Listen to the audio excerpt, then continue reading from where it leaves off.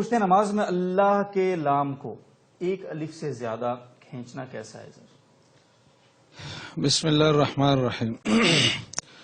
تو اللہ کا جو لفظ ہے اس میں ایک تو مد اصلی ہے تجوید کی اصطلاح میں، اور وہ یہ ہے کہ اللہ کا جو لام ہے اس کو ایک الف کے بقدر کھینچا جائے۔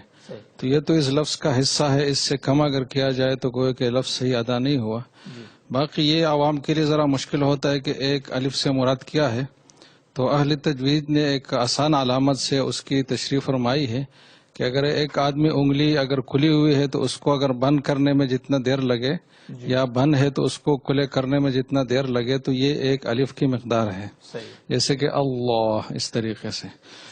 باقی اس سے زیادہ اس کو کھینچنا تو یہ اختلافی مسئلہ ہے، اور اختلاف یہاں اس حوالے سے نہیں ہے کہ فرض واجب یا سنت غیر سنت ہے، بلکہ مستحب ہونے نہ ہونے کے حوالے سے اختلاف ہے۔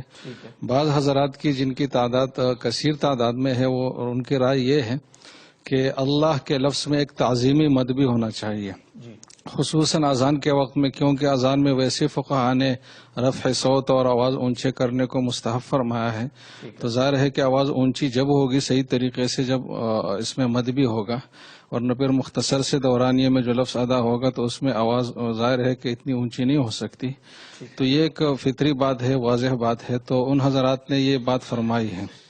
لیکن دوسری رائے یہ ہے کہ نہیں، بس جو ایک مد ہے اسی پر اکتفا کرنا چاہیے، اس سے زیادہ نہیں کرنا چاہیے۔